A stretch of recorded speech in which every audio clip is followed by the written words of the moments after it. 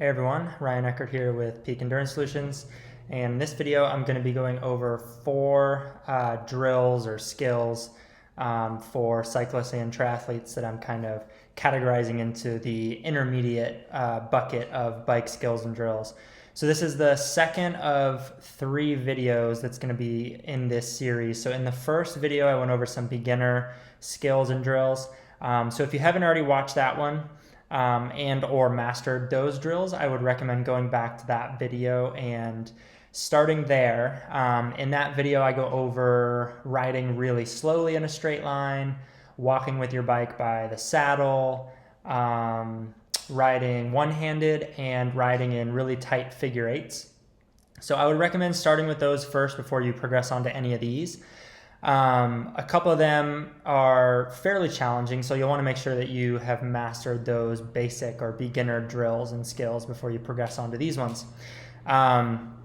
So the point of these drills is hopefully over time you'll master some of the basic ones and you'll progress onto some of the intermediate ones, and then eventually you can move on to some more advanced skills and drills. And the 12 that I go over in this series, so there's 4 beginner, 4 intermediate, and then 4 advanced, are by no means exhaustive. There's obviously tons and tons of different drills and skills out there that you could master.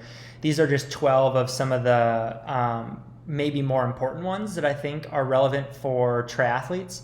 And even though this is a bike skill and drill series for triathletes, some of these are also applicable to cyclists. But you're going to notice, especially in the intermediate and advanced drills, that probably over half of them are fairly specific to triathletes in just by the nature of the drill and what they're kind of helping you do. So let's go ahead and get started. This first one that I'm going to go over is riding no-handed. So this one is obviously applicable to any cyclist. If you're just a pure road cyclist, mountain biker, triathlete, whatever the case may be. If you ride a bike, riding a bike no-handed is a pretty important skill that you would want to learn over time. In the beginner or basic bike skills and drills video, I went over riding one-handed. So obviously the first step would be to be very comfortable riding one-handed, and then from there you could progress to riding no-handed. This one took me a long time to get. This one probably took me a good 6 to 12 months of practice. I mean, I wasn't practicing every single day. I would just practice occasionally when I would be out riding. But this one took me a while to get. I tend to be rather nervous on my bike, and so it took me maybe a little bit longer than it would for others. But it's one of those things that once you get it, it's pretty simple, and you just kind of, once you get it that first time or for 1 or 2 times in a row, you kind of realize that it isn't quite as bad as you thought. A lot of what holds people back from doing this is all in their head. They just get really nervous about not having any hands on the bike. But if you keep your body weight back over the saddle, so that's one of the first things that you'll notice when I play this video, is I take my hands off the handlebars and I immediately sit completely upright. So that would be one of the first places to start, would be practicing taking your hands off the handlebars and sitting upright. And then if you just need to go back down and grab the handlebars right away, that's totally fine. And then from there you can progress. But once you get really comfortable sitting up and having your weight distributed over the saddle, you just kind of let the momentum of the bike guide you and carry you forward. And then you can obviously lean from side to side and shift your body weight to steer the bike. But I'll go ahead and play the video so you can see what it looks like. And so you'll notice I just take both hands off the bike, and then I lean my body weight back, and then obviously just lean back forward to grab onto the handlebars. And I'll play it one more time. And there's a bunch of different ways of like progressing from one-handed to no-handed cycling. And what I found really worked for me was I would have both hands on the handlebars, and I would practice just first taking both hands off for like a split second, even if it was just for like a half second or a second, just to kind of get the feeling of what that front wheel does when you have no hands on it. Because that's normally where most people get concerned, is they're just worried that the front wheel is gonna, flop from side to side and they're gonna go head over handlebars and hit the pavement. But I started with just like taking my hands off the handlebars briefly for a quick second or two, and putting them back on. And then eventually from there, I would progress to taking my hands off and then shifting my weight back and sitting completely upright. And then once you get that, and you can do that for a few seconds, over time you can progress the length of time that you're spending riding with no hands on the handlebars. Now, why would this be important?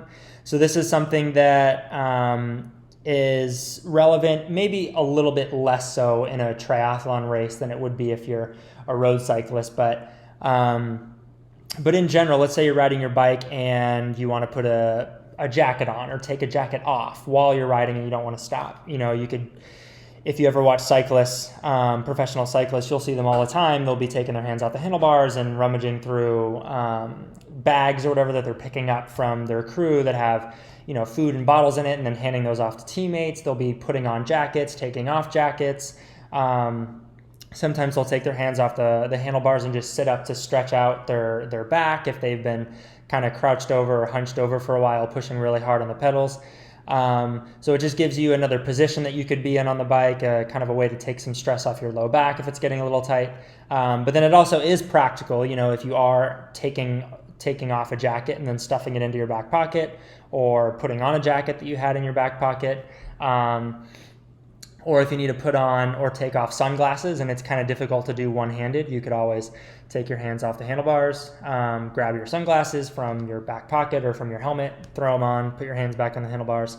So there's a lot of different practical uses of doing it, but one of the more, functional uses of it would be it also helps you just become a little bit more comfortable maneuvering and handling your bike in general, right? So if you're confident riding your bike in a straight line with no hands, you're going to be that much more confident and comfortable riding your bike in a straight line when you have, one hand or two hands on the bike. So it also has that benefit as well. So moving on to the next skill or drill is practicing taking your shoes off and putting your shoes on while riding your bike. So this one is obviously maybe a little bit more relevant for the triathlete than it would be the road cyclist, although I would argue that just having the ability to reach down and tighten your shoes or something like that while you're out there cycling on the road could be a useful, trick too, or a useful skill to have in your back pocket. And then also just the leaning from side to side. You'll notice if you've never done this before, you're going to feel a little bit wobbly and uncomfortable having to reach down and fiddle with your shoe and your foot at the same time. So just being able to do this is obviously, again, just going to make you more comfortable riding your bike normally in a straight line with one or two hands on the handlebars. If you can get comfortable, leaning from side to side and reaching down. So it's going to have that effect, but of more practical importance for the triathlete is when you're coming into T2, a lot of people will just leave their bike shoes on and they'll slow down, come to a stop, and then unclip, and then just run in their bike shoes through transition and go and either grab their run gear bag or just run in their bike shoes all the way to their transition spot. And I'm not the biggest fan of this. I know a lot of people do it, and I'm not saying that everyone necessarily has to learn how to do a flying dismount and then run with their bike shoes left on the bike. But I do think in the long run, it's something that most triathletes should at least practice doing and should learn. Because one, running in bike shoes, obviously, if you've ever done it, is rather clunky and rather slow. So obviously for a first timer out there who's just looking to complete a triathlon, saving a few seconds through transition probably is of no relevance to them. So they might not really care about the speed or the efficiency of their transition. They're just more looking to complete it. But as you're in the sport for longer and longer and you're looking to kind of save some time and just become a more efficient triathlete in general, doing some of these little things do add up, and they do just help make your race that much more efficient. And also just running with bike shoes, in my opinion, is obviously going to be a little bit more dangerous than running in your bare feet.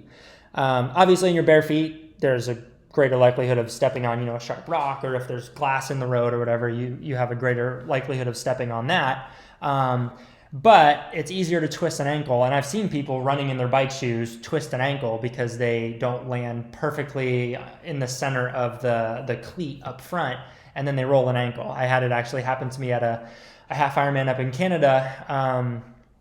I got off my bike, and then this guy got off his bike. Well, he got off his bike right in front of me, but I saw him get off, and he he did like a weird flying dismount almost with his bike shoes on, and then he started running, and then I think ended up rolling his left ankle and hitting the pavement pretty hard while he was running in his bike shoes. So it's just something that, again, over time, I think it's worth investing some time and energy and effort into learning. And this is one of the first steps in being able to do a flying dismount, would be just getting comfortable, removing your shoes and putting your shoes back on while riding your bike. So I'll go ahead and play the video so you can see what it looks like. So I'm going to be going out a little bit as I take both feet out of my shoes, put them on top, and then I'll flip around and head back. And so what I like to do is I like to take one foot out, put it on top of my shoe, and then take the other foot out and put it on top of my shoe. And then obviously if I was going into T2, I would just keep both feet on top of the shoes and do my flying dismount from there. And then you'll notice when I put my shoes back on, I'll play it again. So here I take my feet out, and then when I go to put my feet back in, I like to do 1 foot at a time. I'll go ahead, put 1 foot in, and then I'll tighten the strap on that 1 foot first before I move on to the next one. So I know some people like to put their feet back in, both feet at a time, and then tighten or fasten the straps of their shoes. But I like to just focus on 1 foot and then the other foot, as opposed to like getting 1 foot in, getting the other foot in, tightening one strap, and then tightening the second strap. But this is something that is really, really easy to practice. As long as you have an open space, you can just ride around in circles and practice taking off your shoes, putting your feet on top, and then just slipping them back in. And this is definitely something that you're going to want to get used to practicing over and over and over again, so that it's just second nature on race day, and you don't even really have to think about it. You just kind of do it. And so obviously the relevance of this is in T2 if you do a flying dismount, but also this is an important skill to start working on if you ever want to do a flying mount coming out of T1. So I have yet to completely perfect the flying mount where I'm running and jumping onto my saddle. So I normally have my bike shoes on my bike, and then I'll run with it, and then I'll just kind of swing my leg over and step on top of one of my shoes and then press off and get going when I'm coming out of T1. But I still like to run out of T1 in my bare feet or in my socks without running in my bike shoes, just because, again, I don't like to ever run in my bike shoes, and anytime I can limit running in my bike shoes, I normally try and avoid it. So this is something that, as I was practicing the flying mount and flying dismount, I would just ride around in circles and practice this for like 10, 20 minutes at a time and just get super, super comfortable. Super comfortable taking off my shoes and then putting my feet back in. And I would just do this over and over and over again. So again, something that's relevant for triathletes, but something that also is just going to get you a little bit more comfortable handling your bike in different situations with your body weight shifted in different ways, because you kind of have to, if you notice, like lean down to the right to take your right foot out, and then you have to lean over to the left to take your left foot out. And so something that, again, will just get you more comfortable riding your bike while you're doing different things on your bike, which can help improve your confidence on the bike and your just bike handling skills and abilities in general. And then moving on to the third one. So the third one is also something that is a little bit of a progression from one of the basic or beginner bike drills and skills. So in the beginner video, the first of these 3 videos, I went over walking with your bike by the saddle. And so I did that one with my bike shoes on. And so that's something that I would just recommend you get used to doing, whether you're riding your bike or you're just moving your bike from point A to point B, like walking up to transition before a race to rack your bike. Like every single time you move with your bike, just get used to walking with it by the saddle. And then once you have that down, you can progress into running with the bike by the saddle. And so I'm going to demonstrate this with my bike shoes on the bike. And so you can kind of see somewhat of how it would look in a race situation. So, and again, I don't necessarily have my bike shoes strapped on here with rubber bands exactly as I would in a race, but you'll get the point. So normally in a race situation, when I'm coming out of T1, I'll have my bike shoes on my bike already clipped in. And then I'll just be running in my socks or in my bare feet. with the bike. And then if I was going to do a flying mount, I would obviously transition into the flying mount right before the mount line. Or I can just stop, swing my feet over, put one foot on one of the shoes, push off, and get going from there, whichever one you prefer. But this one, combined with getting comfortable, taking your feet out of your shoes and then putting your feet back in, are two of the progressions that you can practice before you start practicing full-on flying dismounts and flying mounts. And then moving on to the fourth drill. So this one's a little bit of a fun one. This one's kind of tough, and I'm still not necessarily a pro at it. So you'll notice that I'm going to be doing this drill with my feet on top of my bike shoes, since I'm still not 100% comfortable doing it with my feet in my bike shoes being totally clipped in, just in case I lose my balance. But you'll see a water bottle here in the middle of the screen. So basically, the point of this drill is to be riding your bike and to pick up the water bottle while riding your bike. So I would recommend starting this drill, if you've never done it, with just your tennis shoes on. So that way, if you lose your balance, you can just quickly take your foot off the pedal and place your foot down. I wouldn't do this clipped into your bike the very first time, just in case you do lose your balance and you go toppling over. You won't be able to unclip quickly like you would if you had your tennis shoes on. So you could also do it with your bike shoes, but just take your feet out of your shoes and put your feet on top of your bike shoes. So that way, if you do lose your balance, you can place your feet down on the ground pretty quickly, and you won't end up toppling over. But the goal of this is just to go around and practice picking the water bottle up with your right hand and then with your left hand. So in this video, you're going to see that I just pick it up with my right hand, and this was after a few unsuccessful attempts, and I was pretty excited that I got it. Took me 2 or 3 tries before I got it with my right hand. But again, you just would pick up the water bottle, and then, I mean, you could add another challenge to it, and you could pick up the water bottle and then place it back down without it falling over. That would be rather tough though while you're moving. So what you could do is you could just have 3 or 4 different water bottles lined up, and you can practice riding around and picking the different water bottles up with your right hand and then with your left hand. And you'll notice when I do this, I have to lean pretty far to my right and reach pretty far down in order to pick it up. So obviously it's going to be a little bit uncomfortable, and you're going to feel pretty wobbly and unstable in that kind of position if you've never done this before. And so this is, again, another really good drill that gets you used to just riding your bike and being really comfortable on your bike when you're doing uncomfortable things. So obviously in a race situation, especially for triathletes, I would never, ever, ever expect anyone to be picking up a water bottle from the ground necessarily when you're out riding or racing. So this isn't necessarily a drill that's going to translate specifically into something that you're going to do on race day.